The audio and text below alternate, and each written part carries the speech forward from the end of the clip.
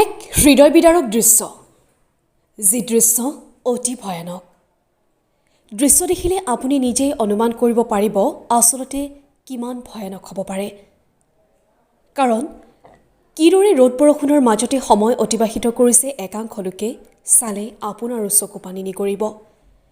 য'ত আছে কণ কণ শিশু, বৃদ্ধ বৃদ্ধা, কিন্তু উপায়হীন এইসকল লোক। উপায়হীন লোকসকলে এতিয়া আশ্ৰয় লৈছে এই ধৰণে ওখ ঠাইত আশ্ৰয় লৈ সুৰক্ষিত হ'ব পৰা নাই এইসকল লোক। কিয়নো তিৰপালৰ তলত আশ্ৰয় লোৱা একাংশ লোকে এতিয়া ৰ'দে বৰষুণে সময় অতিবাহিত কৰি আতংকিত হৈ পৰিছে। যিকোনো মুহূৰ্ততেই যি ঘটনা সংঘটিত হ'ব পাৰে, যিকোনো মুহূৰ্ততে তেওঁলোকে নিজৰ প্ৰাণ হেৰুৱাবলগীয়াও হ'ব পাৰে।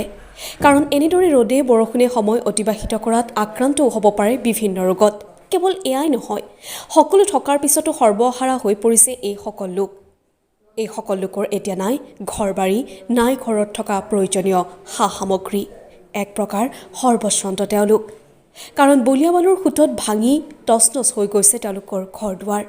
বানে উটুৱাই লৈ গৈছে সপোনৰ ঘৰখন, উটুৱাই লৈ গৈছে বিভিন্ন সা-সামগ্ৰী। এনেদৰে সকলো থকাৰ পিছতো সৰ্বহাৰা হোৱা এইসকল লোক হৈছে যমুনামুখৰ সৰু পথাৰৰ। সৰ্বশ্ৰান্ত এইসকল লোকে এতিয়া সহায়ৰ বাবে জনাইছে কাতৰ আহ্বান। আনসু কাটিয়ে সহায় টহায় করতেছে, খানি চানি দিতেছে। অহন ক্ষতি করছে আমরার পানিয়ে, আমরা নদীর কিনারো বাড়ি। অহন আমরা এই সহায়টা ঘরের লাগে আর কি, ঘরে সহায়টা লাগে। ক্ষতি মানে ঘর বাড়ি ঘর ভাঙ্গি গেছে। 2 দিন পানি আয় আসছে, 2 বার মাসের ভিতরে।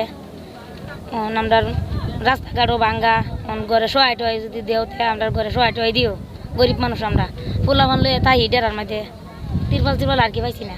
এই যি ধৰণে ভয়ানক ৰূপত বানপানী হৈছে, এই বানপানীৰ ফলত বহু লোক সৰ্বহাৰা হৈ পৰিছে। জিলাখনৰ বিভিন্ন এলেকাৰ লগতে যমুনামুখৰ বৃহত্তৰ এলেকা পানীত ইতিমধ্যে ডুব গৈছে। আপোনালোকে দেখা পাইছে এই স্থানত এই যমুনামুখৰ ঢেকেৰুৱা, ভেলেগুৰি পথাৰ আদিৰ অঞ্চলৰ লোকসকল তিৰপাল সাজি পেলাই ইয়াত বাসস্থান সাজিছে। তেওঁলোকৰ একেবাৰে সৰ্বহাৰা হৈ পৰিছে। যি ভগা পজা আছিলে পানীয়ে উটুৱাই লৈ গৈ আছে। মূল্যৱান সামগ্ৰীসমূহ উটুৱাই লৈ গৈছে। খাদ্য সংকটত ভুগিছে। ইতিমধ্যে জিলা প্ৰশাসনৰ ফালৰ পৰা খাদ্য সামগ্ৰীৰ যোগান ধৰা হৈছে যদিও পৰৱৰ্তী সময়ত তেওঁলোক কেনেধৰণে নিজৰ বাসস্থানত যাব। কাৰণ আজিৰ দিনত মাথো ঘৰৰ ভিটিটো আছে, ঘৰ চব উটুৱাই লৈ গৈছে। আৰু যদিও আৰক্ষী প্ৰশাসন বা জিলা প্ৰশাসনৰ তৎপৰতাত উদ্ধাৰ অভিযান চলোৱা হৈছিলে যদিও অস্থায়ী শিবিৰত ইতিমধ্যে তেখেতসকলে বাসস্থান আছে। বিভিন্ন দয়াবান লোকসকলে সহায় সহযোগ কৰি আছে।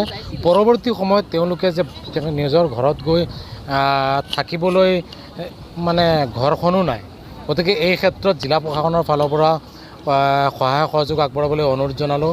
সমান্তৰালভাৱে দয়াবান লোকসকলকো আহ্বান জনাইছোঁ, এই ধৰণৰ অসহায় লোক যিসকল আছে এই লোকসকলক সহায় কৰিবলৈ আমি AAMSUৰ ফালৰ পৰা বিনম্ৰভাৱে আহ্বান জনাইছোঁ।